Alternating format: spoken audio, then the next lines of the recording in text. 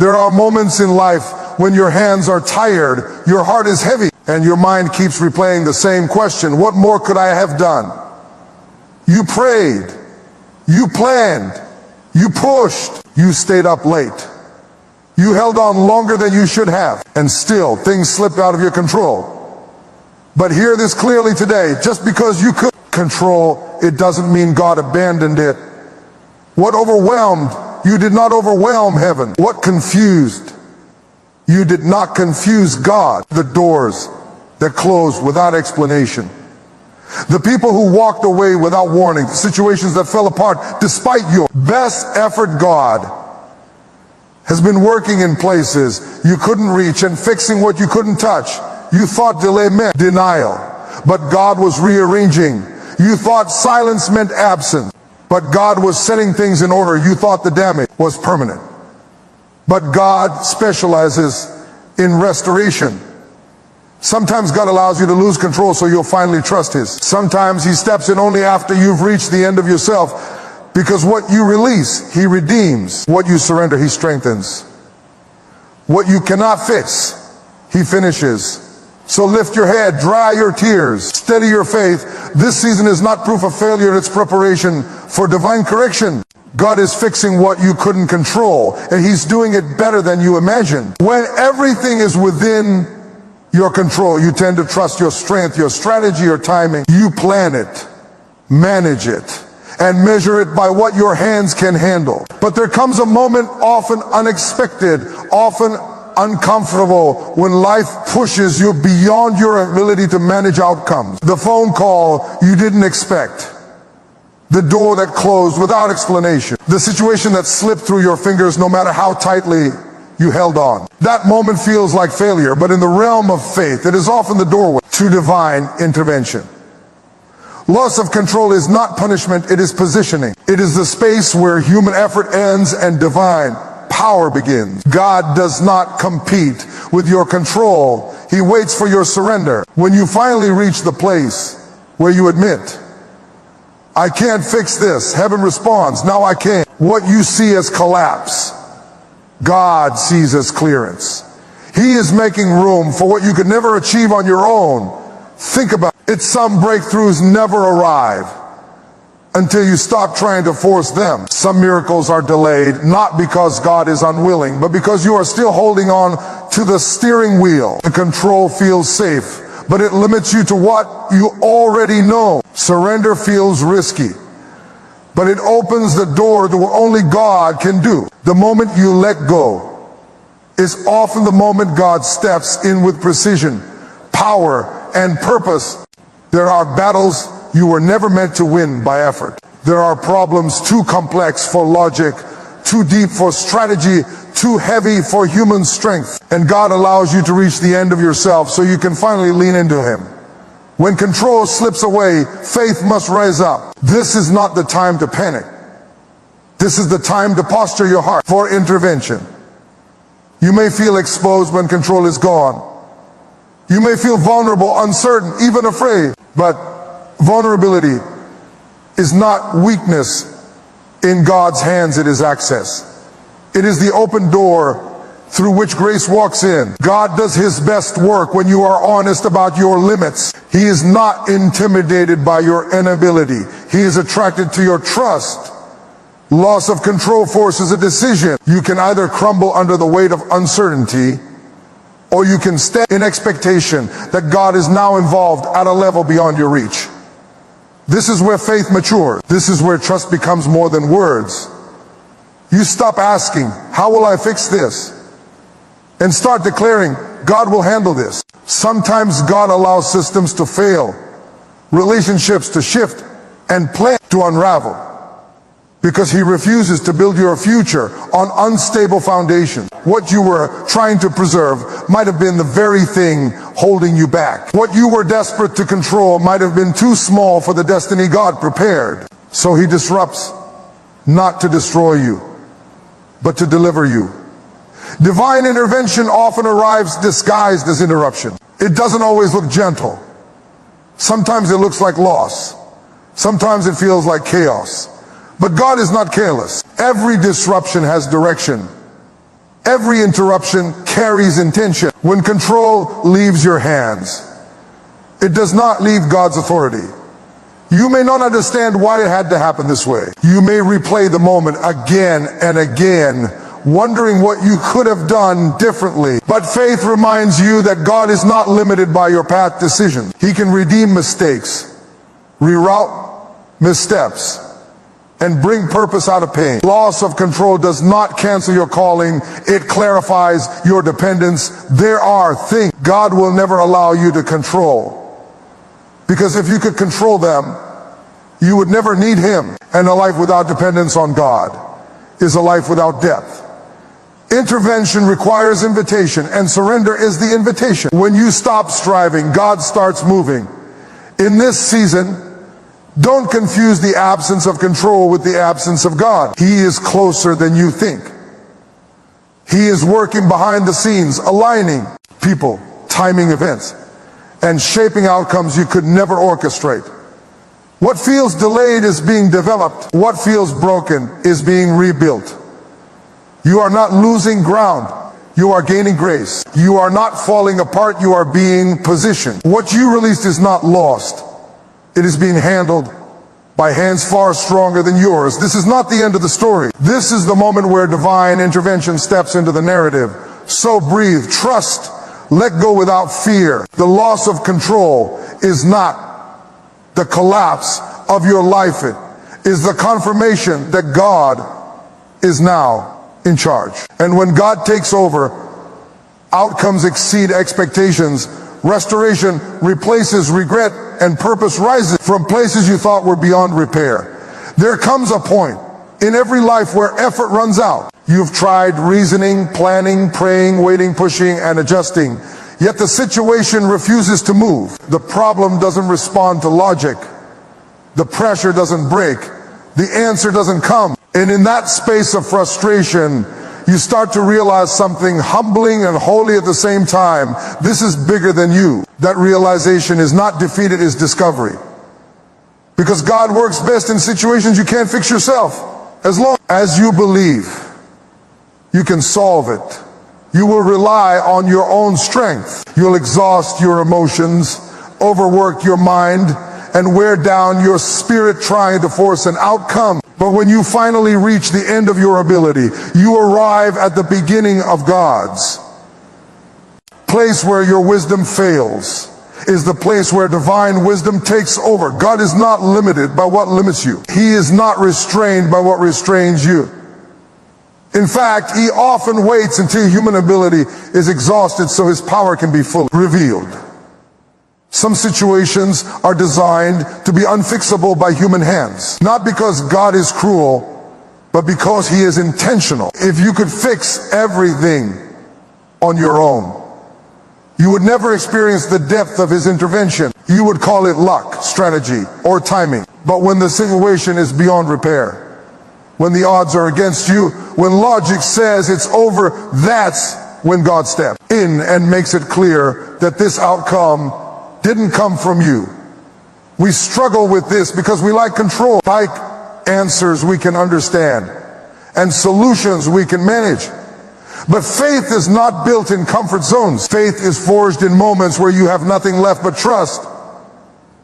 God does His most precise work in the chaos you can't organize. He does His most beautiful work in the brokenness you can't repair. Think about how often you've tried to fix something God was trying to transform. You wanted relief, but God wanted growth. You wanted an exit, but God wanted endurance. You wanted it removed, but God wanted to reveal Himself through it. When something resists your fixing, it may be because God is not interested in a quick solution. He's interested in a complete work. There are times when God intentionally allows the problem to remain so you'll stop leaning on temporary fixes and start depending on eternal power. Human solutions are often surface level. God goes deeper. You might try to manage the symptoms, but God addresses the root. You might try to patch things up, but God rebuilds from the foundation. What you call impossible God calls opportunity. This is why panic doesn't belong in seasons you can't fix. Anxiety assumes you're still responsible for the outcome. Faith understands that responsibility has shifted. When you realize you can't fix it, you're not supposed to fall apart. You're supposed to fall back into trust. The burden was never meant to crush you. It was meant to push you into God's hands. God's strength is not activated by your confidence. It's activated by your dependence. When you stop pretending you're okay and start admitting you need help, heaven responds. God is not offended by your weakness. He is drawn to it. Your inability is the invitation for His ability. Your lack is the platform for His abundance. Sometimes the reason nothing is working is because God is preventing every shortcut. He is closing doors you keep trying to open because the path you want would limit the promise He prepared. He blocks quick fixes so you don't settle for partial healing. He allows you to feel the weight so you'll value the deliverance. What feels like resistance may actually be protection. In situations you can't fix, God teaches you patience, not passive waiting, but active trust. Trust that He sees what you can't. Trust that He knows what you don't. Trust that timing matters as much as outcome. God never rushes solutions that require maturity to sustain. He would rather delay the answer than deliver it before you're ready. You may feel embarrassed that you couldn't handle it. You may feel disappointed in yourself for reaching your limit. But limits are not shameful, they are human. And God chose to work through humans knowing exactly how limited we are. That's why grace exists. That's why mercy is new every morning. That's why power shows up when strength is gone, when God works in situations you can't fix. The result is not just resolution, it's revelation. You don't just get an answer, you gain a testimony. You don't just survive, you're changed. You come out with deeper faith, stronger discernment, and clearer vision. You learn that God is reliable when everything else is not. And here's the beautiful truth.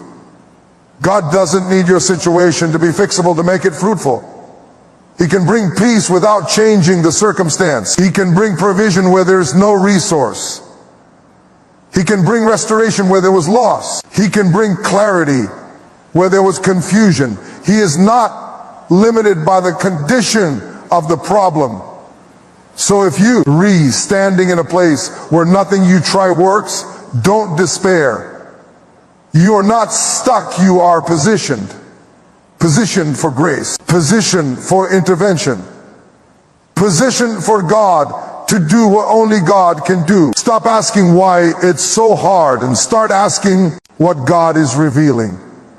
Stop fighting to fix it and start trusting God to finish it. The situation you can't fix are not signs of abandonment. They are signals of involvement. God is closer in your helplessness than in your strength. He is more present in your surrender than in your striving. And when He moves, it will be clear that no human effort could have produced this outcome. Let go without fear, without guilt. Trust without reservation. God works best where you are weakest, and He is already at work in what you cannot fix. There are seasons when waiting feels heavier than failure. You can handle a no better than you can handle silence. A closed door at least gives you clarity. But delay leaves you suspended between hope and disappointment. You prayed expecting movement. You obeyed expecting results. You trusted expecting confirmation. Instead, time passed and nothing changed. In that space, the enemy whispers the same lie over and over again. If God wanted to do it, it would have happened by now. But delay does not mean denial. It means God is aligning the outcome. God's timing is not slow, it is strategic. What feels late to you is right on schedule in heaven. You are measuring time by clocks and calendars, but God measures by readiness and purpose. He sees the full picture. What must come together? Who must be prepared? What must be removed? And what must be strengthened before the promise can be fulfilled? If He moved it too early, it would collapse. Bear its own weight. Delay is not God withholding it, is God preparing you, preparing others, preparing the environment, preparing the outcome. There are things attached to your blessing that require maturity to sustain. There are doors that, if opened too soon, would expose you to battles you're not ready to fight. God loves you too much to rush you into what could harm you. We often assume that speed equals favor. But some of God's greatest works took time, not because he lacked power, but because the purpose was bigger than the moment. Delay stretches faith. It refines motives. It exposes whether you want the gift more than the giver. Waiting reveals what you truly trust when there's nothing to hold on to: God. The hardest part of delay is not the time, it's the uncertainty. Not knowing how it will happen, not knowing when it will change, not knowing who will stay or who will leave. But uncertainty is not a threat to God. He is not improvising your future. He is intentional with every pause. What feels like inactivity is actually alignment happening behind the scene. God delays answers when the process matters as much as the promise. He is shaping your character to match your calling, strengthening your discernment, deepening your dependence. If he gave you everything immediately, you would celebrate the blessing, but miss the transformation. Delay ensures that when the door finally opens, you're not just excited, you're equipped. Sometimes God delays because he is removing what doesn't belong. Relationships that would distract you, opportunities that look good but lead nowhere, mindsets that would sabotage the blessing once it arrives. Delay protects you from settling. It keeps you from choosing shortcuts that would cost you long-term peace. You may think nothing is happening, but alignment is rarely visible. God is lining up timing, resources, people, and purpose with precision. One small shift out of order could change everything. So he waits not because he forgot, but because he refuses to misalign your future. Heaven never rushes what must last. Delay also tests trust. Will you still believe when you don't see evidence? Will you still worship when the answer hasn't arrived? Will you still obey when obedience feels unrewarded? Faith that only works when results are quick is fragile, but faith that survives delay is unshakable. There are moments when delay feels personal, like you're being overlooked while others move ahead. You watch people receive what you've been praying for. You see doors open for them while yours remain closed. And you start questioning your worth, your calling, your obedience. But comparison is dangerous in seasons of waiting. God does not work on a shared timeline. What he is doing in you is different from what he is doing in them. Your delay is not rejection, it's customization. God aligns outcomes in ways you could never orchestrate. He connects moments across time. He prepares conversations you haven't had yet. He positions people you haven't met yet. He opens doors you didn't even know to knock on. If you could see the full alignment, you would understand why it couldn't happen sooner. Delay teaches you to hear God's voice without constant confirmation. It trains you to walk by faith, not by sight. It forces you to anchor your hope in God's character rather than his schedule. And that kind of faith doesn't collapse when circumstances shift, it stands firm. Sometimes the delay is not about the destination, but the direction. God slows you down to redirect you. What you're asking for may not be wrong, but the way you're going about it might be. Delay gives space for correction without destruction. It allows God to adjust your path without breaking your heart. And here's the truth we often miss. God is never late. He arrives when the impact will be greatest, when the testimony will be undeniable, when the outcome will point clearly to his hand and not human effort. Delay ensures that when it finally happens, no one can deny who did it. You're not waiting for God to move. He's waiting for everything to line up. Waiting for the right moment, waiting for the right condition, waiting for the right version of you. And while you wait, he's working quietly, faithfully, purposefully. So don't give up in the delay. Don't lower your expectation. Don't rewrite the promise to match your disappointment. Delay does not cancel what God spoke. It confirms that it matters enough too